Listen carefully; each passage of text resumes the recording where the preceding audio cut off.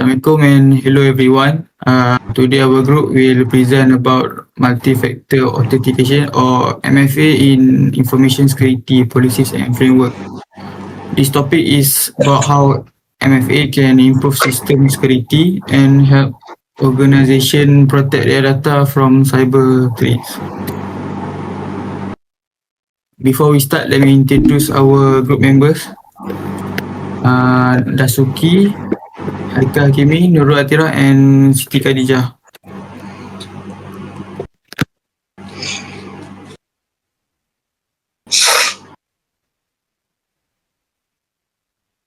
Okay, so now we move to chapter 1, which is the introduction. In this chapter, we will explain the background of the study, the problem statement, research aim, objective, and also the scope of this research. Nowadays, cyber attacks and data breach are becoming more common, especially in organizations that use digital system. Many systems still only use username and password, but this method is not fully secure because password can be stolen or guessed by hackers. Because of that, this research proposed a multi-factor authentication policy framework. This framework uses additional verification methods such as OTP and biometrics to improve login security and reduce unauthorized access. Organizations today use online system and digital platform to store important information. However, using only username and password is not fully secure because they can be stolen or hacked. MFA provide extra security by requiring more than one verification method before user can access the system. This research focus on developing an MFA policy framework to improve information security and reduce cyber security risk in organization.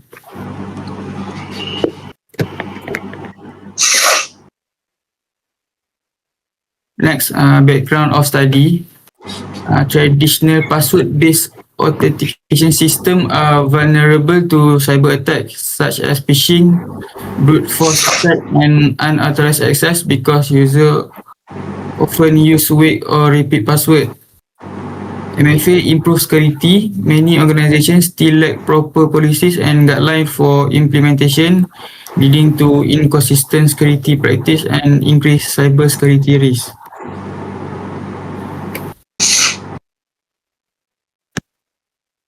There are two main problems highlighted in this research. First, many organizations still depend only on password for login system, and this can easily be hacked or stolen by attackers.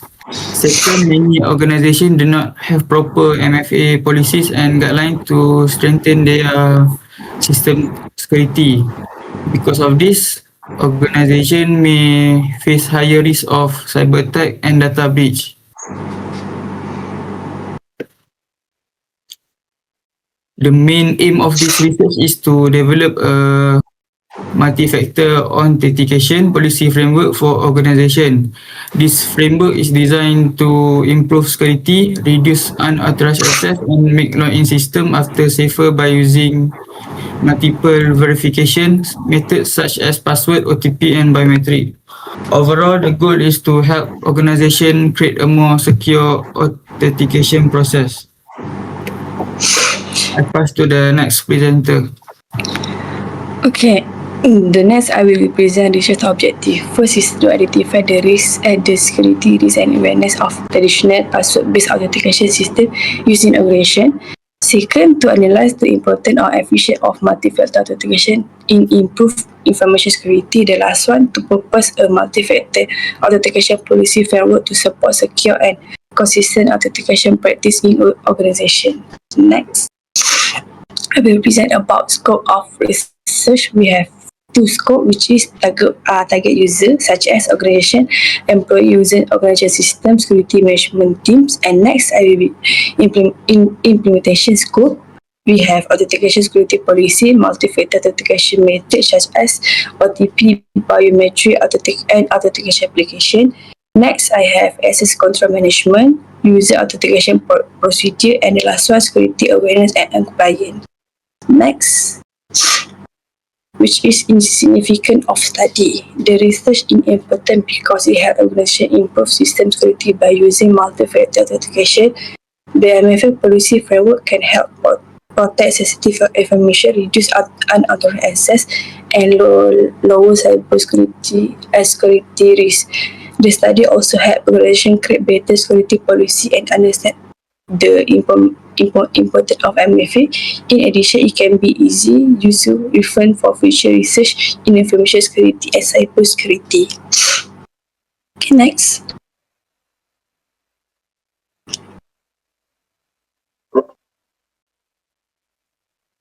Assalamualaikum and good day everyone. Today I will present chapter 2 of my research proposal, which is review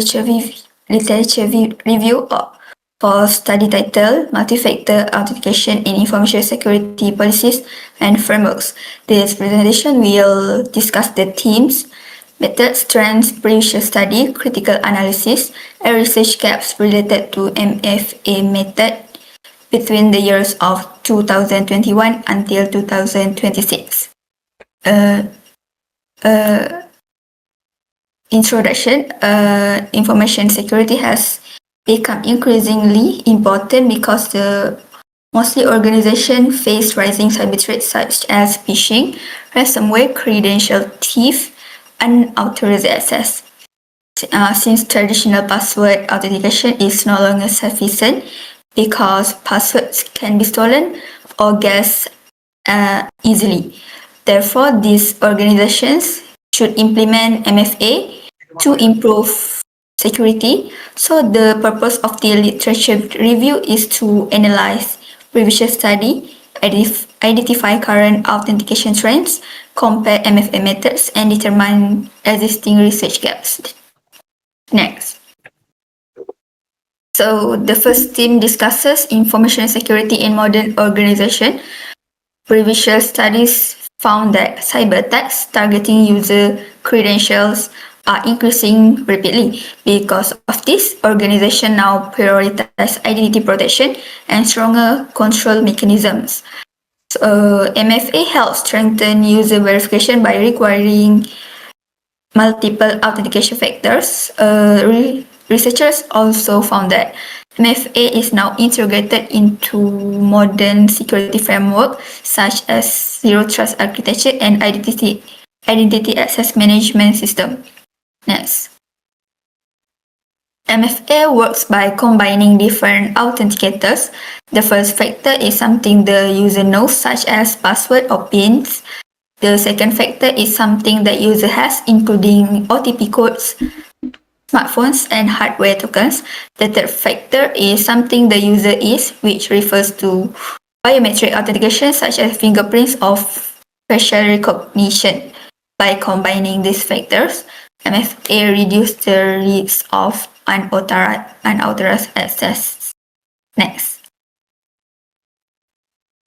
So this slide compares the three measures of MFA method that discussed in previous studies. First is OTP and SMS-based MFA, which is simple and widely used. However, researchers found that it remains vulnerable to phishing attacks and SIM swapping. Second is biometric MFA, which provides strong identity verification through fingerprints or facial recognition. Also, it's secure, but it also raises the privacy concerns and implementation costs. Third is adaptive MFA, which uses behavioral analysis and risk detection to determine authentication requirements dynamically. So this method improves the security efficiency, but it's more complex to implement. Next. So trends in MFA. There are several important trends related to MFA. One major trend is integration of MFA into the zero security models where every access request must be verified continuously. Another trend is increasing use of cloud-based MFA due to remote work or cloud computing environments. Biometric authentication is also growing rapidly in mobile devices and back-end systems. In addition, organizations are adopting AI-based adaptive authentication that uses behavioral analysis to detect suspicious activity. Finally, many organizations are shifting toward the phishing-resistant authentication methods such as passkeys and hardware security keys. Next. Also, MFA improved the cybersecurity. Previous study identified that there are several important challenges. First, many users perceive MFA as inconvenient, which reduces user acceptance and compliance. Second, weak account recovery mechanism may bypass the MFA protection and weaken overall security. Third, many organizations focus mainly on the technical implementation without integrating MFA into broader security policies and governance frameworks. Lastly, there are no universal standardization because the organization use different MFA frameworks and security approaches. So next, based on literature review, several research gaps were identified. Most previous studies focus heavily on technical implementation instead of policy integration and governance frameworks. There are also limited studies discussing usability and user acceptance of MFA systems.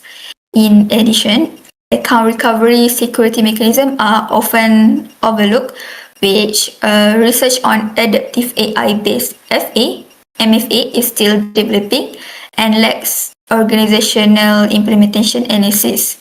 Lastly, most studies focus on developed countries while limited research exists in developing regions. Next. This slide summarizes several important studies in an industry report related to MFA from 2021 until 2024. The NIST 863 guidelines explain that MFA improve authentication assurance and minimize password-related risks. Although implementation requires technical expertise, Microsoft Security reported that MFA can block more than 99% of automated cyber attacks, which showing that its effectiveness in account protection. ISO IEC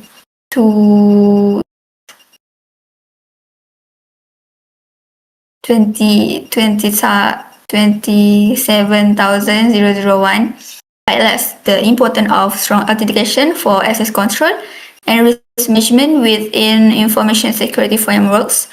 The Verizon data breach investigation report found that stolen credentials continue to be one of the major causes of security breaches. In terms of usability, Duo Security found that push authentication improved the convenience for users, but it may still be vulnerable to MFA fatigue attacks, especially in cloud environments. Lastly, CISA emphasized that MFA is now considered essential for protecting critical system and organizational structure.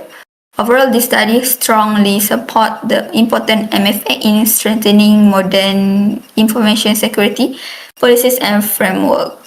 Slide next.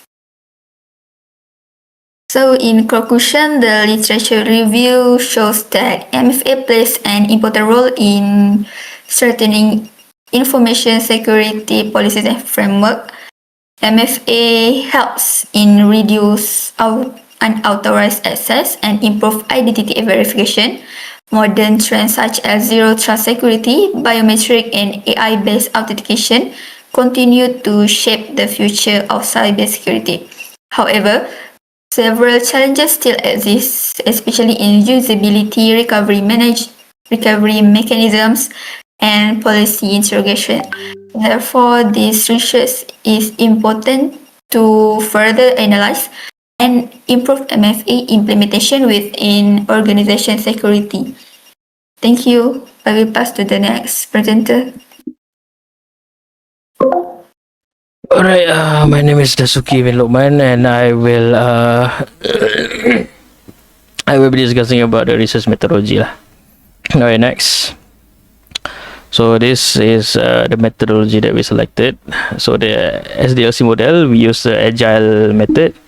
Okay, why we use the agile method? Because it has a flexible development, right? So the agile allows changes and improvement during the project lah. So it's suitable for cybersecurity research where threats evolve rapidly. So that's means nowadays threats and technologies evolve rapidly. So that's why we use the agile, so that we can keep update about the system that we are gonna do. So next is continuous improvement. So this is what I said earlier. So the framework can be improved step by step. So even after release, so we can keep update, and it support regular evaluation and feedback. So the customer feedback we take, and then we will implement it on the system. Alright, next. So the data collection procedures. Okay, so this is the data that we take. So for example, so the database used, we take from the reference, the article we take from the, so we have two source, which is IE Explore and ResearchGate. So this is some keywords that we use. This is, for example, like multi-factor authentication security, MFA policy framework, passwordless authentication, and there's some more, but so this is the top that we selected.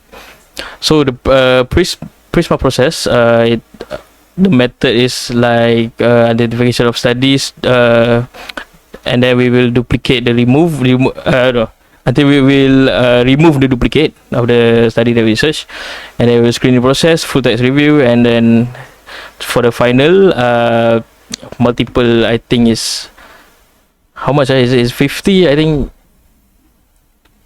Guys, berapa kita dapat tu? 50 ke 25